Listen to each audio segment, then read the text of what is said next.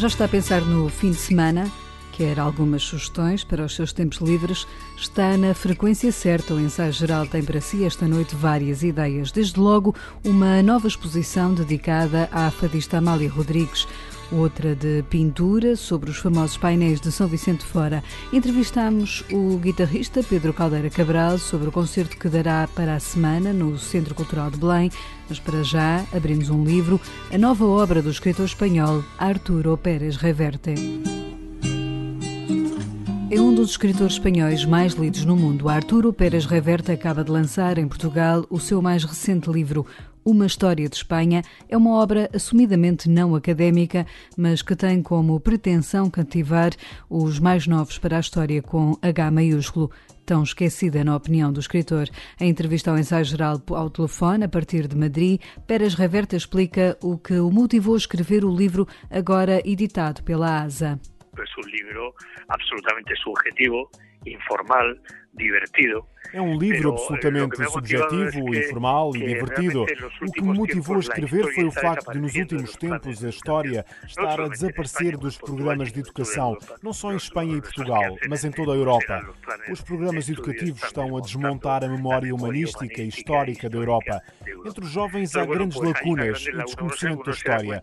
Pensei que seria divertido para os jovens e mesmo para os menos jovens contar a história de uma forma amena e, sobretudo, sugerir-lhes que há muitos assuntos interessantes que podem encontrar em livros sérios para que se interessem pela história. Y estimularlos para que después ellos ya los busquen ya en libros, digamos, serios e interesen por la historia. Não pense, no entanto, que este é um livro que pode só interessar aos espanhóis. Arturo Pérez Reverte explica ao Ensaio Geral que também fala da forma como a história espanhola se cruza com a portuguesa. Como sabes, yo como Saramago, que era amigo mío, soy iberista, ¿no? Yo creo que realmente que la separación geográfica entre Espanha e Portugal. Como sabe, eu, tal como o meu amigo Saramago, sou iberista. Acredito mesmo que a separação geográfica entre Espanha e Portugal é meramente acidental. Fazemos parte do mesmo espaço. Para mim, a zona ibérica é um espaço por onde passaram muitas gentes, muitos povos, línguas, etnias muito variadas e tem uma história fascinante.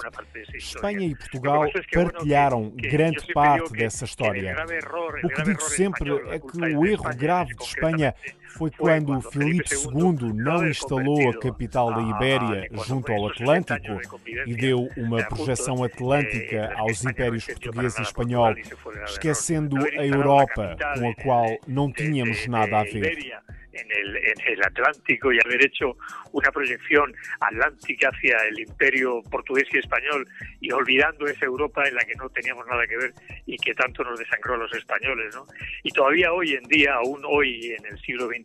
Ainda hoje, no século XXI, penso que há um erro muito grande nas nossas relações. Creio que Espanha e Portugal não deveriam ter uma unidade política, mas terem uma federação e organismos que criassem maior coordenação entre ambos. Seríamos muito mais poderosos. A nossa voz na Europa seria ouvida de uma forma muito mais eficaz. Esse norte da Europa que despreza tanto o sul, pensaria melhor antes de nos desprezar como nos desprezam. Acho que Portugal e Espanha juntos seriam uma ferramenta de poder e pressão política muito mais eficaz na Europa. Não o aproveitamos, insisto, em grande parte por culpa dos espanhóis que se viraram de costas para Portugal, como se ele não existisse. O escritor, que diz ser livre na sua escrita porque tem leitores que lhe permitem ter essa liberdade, olha para a atual situação de Espanha e mostra-se preocupado com a ausência de debate. Agora, todo se ha convertido en España en arma política. Todo. Agora, em Espanha, tudo se transformou numa armada política. E há uma coisa muito grave. Na minha juventude, há 30 ou 40 anos, as universidades eram lugares de debate político. Debatias com o adversário, gente de quem discordavas, sentavas-te e discutias. Havia um debate intelectual do qual saíam luzes, inteligência e conclusões úteis para a convivência comum. Agora não. Agora, por razões diversas, queremos o adversário silenciado. Não queremos ouvir os que não pensam como nós. Queremos que não fale, que se cale. As redes sociais são uma ferramenta terrível para calar e silenciar. As redes sociais não proporcionam o debate. Agora não queremos o adversário convencido. Queremos-lo exterminado e silenciado. Para o escritor Arturo Pérez Reverte, é na educação e na cultura que estão as soluções para criar gerações mais esclarecidas. Em entrevista ao Ensaio Geral, o autor de Uma História de Espanha quis evitar falar da pandemia da Covid-19, mas, questionado por nós, revelou quais os seus receios futuros. Bueno, yo prometí no hablar de la pandemia. Yo cuando empezó, hace 8 meses o hace 6 meses cuando empezó, dije no voy a hablar de esto. Eu prometi não falar da pandemia. Quando isto começou há uns meses, disse para mim mesmo, não vou falar disto. Já se fala muito e eu não quero somar a minha voz ao coro. Mas há uma coisa que posso dizer. Preocupa-me menos a pandemia do que as suas consequências. Morrer, todos vamos morrer. Ficar doente, todos vamos ficar doentes. Sempre houve epidemias e mortes. Passei a minha vida como repórter a ver gente a morrer de várias maneiras. Isso não me preocupa muito. Faz parte da vida. O que me preocupa são os resultados posteriores. A crise, a economia, o desemprego, a tristeza de uma sociedade completamente manchada pela incompetência dos políticos que agravam os danos desta pandemia. Isso sim preocupa-me muito. Preocupa-me que o mundo e Espanha estejam a perder a capacidade de viver com normalidade. Isso significa que vão acontecer grandes convulsões nas próximas gerações. Os miúdos não serão iguais. Vão viver de uma forma pouco solidária. A pandemia, em vez de gerar o mais nobre do ser humano, e dos espanhóis neste caso, está a criar o menos nobre, o egoísmo, a não solidariedade. Não gosto disso.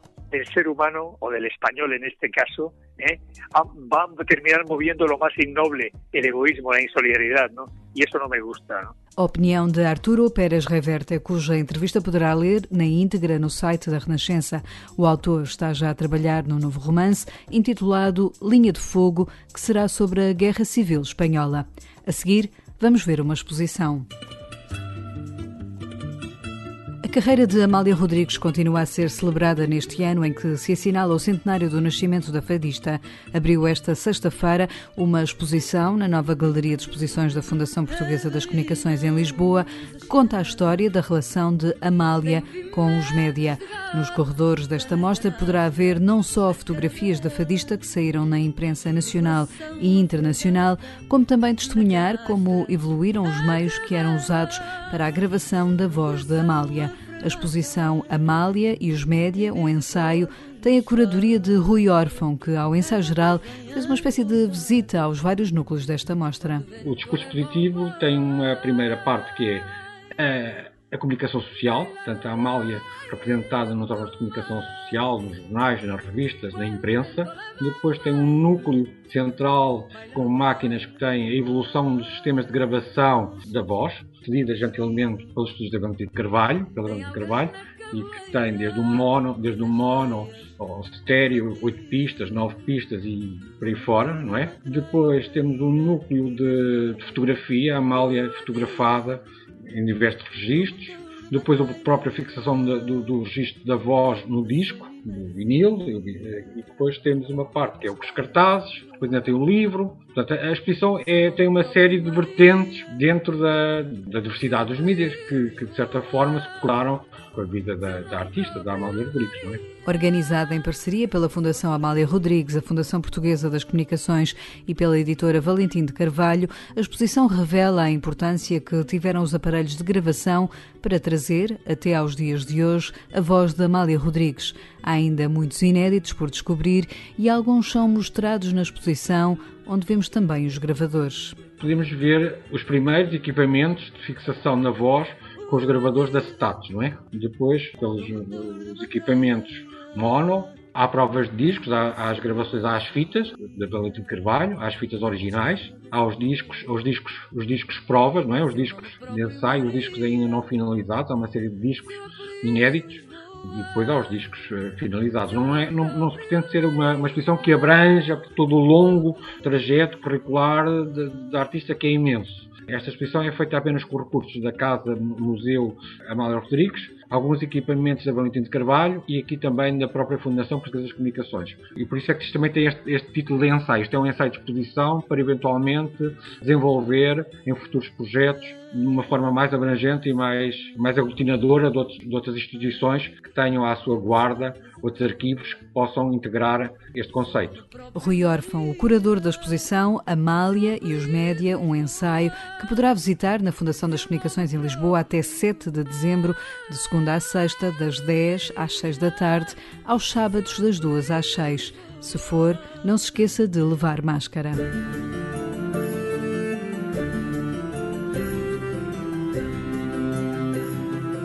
Estão a ser alvo de restauro, são um dos tesouros nacionais e um dos quadros mais enigmáticos da pintura portuguesa.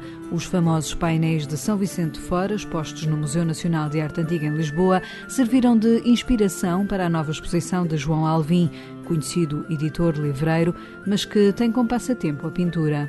Os painéis são, de facto, uma obra única, que eu conheço desde miúdo, porque visitei muitas vezes o Museu Nacional de Arte Antiga e, portanto, sempre, digamos que tive uma relação com os painéis. Aquilo que eu achei sempre muito extraordinário, de facto, há aquela encenação principal e depois existe por trás todo um conjunto, que são à volta de 50 figuras, relativamente num ambiente escuro e vestidas de escuro, que fazem, digamos, uma parede quase em relação àquelas figuras principais. E para mim sempre foi um bocadinho intrigante. São rostos muito plásticos, muito verdadeiros, que à época até é uma abordagem à pintura muito inovadora, porque não se pintava normalmente rostos tão realistas, digamos assim. E resolvi experimentar reproduzir esses rostos em quadros em que só se vissem as caras, para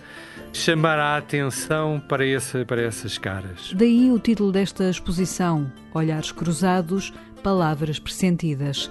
É uma mostra de João Alvim que pode ser vista no Mosteiro de São Vicente de Fora, em Lisboa, um dos locais que o artista elegeu para expor. Vou-lhe ser muito franco, isto só havia 2 locais possíveis, não é? Ou seria onde os painéis estão, ou seria onde os painéis foram encontrados. E, na verdade, onde houve condições para poder fazer esta exposição foi em São Vicente. Daí ter apresentado o trabalho ao Padre Bruno, diretor do Museu de São Vicente, que gostou muito, e avançámos para fazer a exposição. É de facto uma coincidência os painéis estarem a ser restaurados, mas o que é facto é que este trabalho já vai para perto de 3 anos, não é? Porque é um trabalho com muitos quadros e, portanto, é um trabalho já de há anos, que tive a oportunidade de conversar com o atual diretor do Museu de Arte Antiga e que tem conhecimento do trabalho, não é? Mas aqui em São Vicente acho que fica muito bem pelo facto de terem sido ali encontrados, não é? Acho que nos leva a toda a história que está por trás dos painéis. Descobertos há 125 anos, em São Vicente, os painéis de Nuno Gonçalves contemplam várias figuras. A João Alvim, as que mais o inquietaram foram as dos rostos que estão em terceiro plano. À medida que as fui pintando, eu fui-me surpreendendo cada vez mais. Se por um lado as achava plasticamente muito bem pintadas, depois não há ali invenções, digamos que tudo aquilo são rostos de pessoas que viveram, que existiram. Porque não é possível criar de imaginação tanto rosto diferente um do outro e com tanto detalhe e tanto pormenor. E, portanto, aí à medida que fui avançando, fui realizando essa riqueza daquela pintura, mas também uma outra coisa que eu nunca me tinha apercebido, e eu acho que muito poucas pessoas se apercebem, ou pelo menos se apercebem, dão importância, é às expressões daquelas figuras, os olhares deles. Olhares Cruzados, Palavras Pressentidas é uma exposição de pintura que poderá visitar até ao final de dezembro no Mosteiro de São Vicente de Fora, a sede do Patriarcado de Lisboa. E quem nos fala esta noite dos painéis de São Vicente de Fora é Guilherme de Oliveira Martins, o nosso colaborador semanal do Centro Nacional de Cultura, que lhe deixa também outras sugestões. Considerando as dificuldades em concretizar a embaixada cultural que o Centro Nacional de Cultura tinha planeado em 2020 para assinalar os 500 anos da viagem de Fernando Magalhães à volta do mundo, os desenhos de Bárbara Assis Pacheco realizados na viagem à Índia de 2019, da costa do Coromandel à costa do Malabar, estão associados às gravuras de Soraya Vasconcelos, realizadas na viagem a Malaca, Timor e Indonésia de 2011. O mundo de cor, de pessoas e de lembranças está aqui patente para prazer dos nossos sentidos e recordação da história. Foi possível concretizar um encontro mágico que constitui horizonte da extraordinária epopeia do português Fernando Magalhães. Nunca ninguém antes dele tinha viajado tanto em mares nunca dantes navegados e desconhecidos. E se falamos da descoberta distante, referimos a descoberta ao pé de nós. João Alvi apresenta na igreja e mosteiro de São Vicente de Fora a exposição Painéis de São Vicente, Olhares Cruzados, Palavras Pressentidas. As figuras de terceiro plano nos painéis de São Vicente são identificadas como figuras da sociedade da época, representativas de diversos estratos sociais do reinado de Dom Afonso V. Se é verdade que lhe é prestada pouca atenção por estarem como pano de fundo da encenação principal, o certo é que, apesar da obscuridade, constituem rostos do vulgo de um tempo fundamental. Podemos, assim, presenciar, numa nova perspectiva, a sociedade do século XV como projeção da nossa própria sociedade. Tomar contacto com estas personagens é descobrirmos um lado verdadeiramente desconhecido dos misteriosos painéis e lembramos uma boa leitura complementar. Assírio e Alvi, Almada, os painéis, a geometria e tudo. Uma fantástica apresentação de entrevistas de Almada Negreiros realizadas por António Valdemar. Depois da exposição O Som da Saudade, a cítara portuguesa, em 2019, no Museu do Fado, o guitarrista português Pedro Caldeira Cabral sobe ao palco do Centro Cultural de Belém no próximo dia 25 para um concerto em que este instrumento será o fio condutor do programa. O Fado da Cítara Portuguesa é um espetáculo que terá 3 capítulos, explica ao ensaio geral o músico. Este concerto tem a particularidade de ser um conjunto de recolhas que eu fui fazendo ao longo de vários anos. Portanto, aqui o título, o Fado da Cítara Portuguesa, refere-se ao destino deste instrumento tão particular, porque houve testemunhos que nos foram deixados através de manuscritos musicais que eu fui encontrando em diversas bibliotecas, algumas bibliotecas públicas, mas sobretudo em alfarrabistas, e esses testemunhos escritos apontam para os inícios daquilo que se veio a chamar fado, com o Fado do Marinheiro em 2 versões diferentes, uma que foi publicada no final do século XIX e outra que consiste num manuscrito datado exatamente de 1836, portanto, exatamente durante a vida da famosa Severa, o mito fundador do Fado de Lisboa. E, portanto, esta primeira secção eu chamei-lhe Ecos do Passado. Depois, refletindo sobre as múltiplas ligações entre Portugal e o Brasil e a importância do instrumento divulgado no Brasil e da música feita pelos nossos citaristas do século XIX, a última secção diz respeito à cítara atual, como ela é vista, os músicos, enfim, o contributo de várias gerações de músicos do estilo de Lisboa e de Coimbra, portanto o Armandinho, o Artur Paredes, o Carlos Paredes e eu próprio com as minhas composições originais. É ao som da cítara portuguesa, tocada por Pedro Caldeira Cabral, que pode ouvir dia 25, às 9 da noite, no pequeno auditório do Centro Cultural de Belém, que fechamos hoje o ensaio geral. Já sabe, pode voltar a ouvir o programa em podcast ou no site da Renascença. Voltamos de hoje a 8 dias com novas sugestões para si. Até lá, boa noite e bom fim de semana.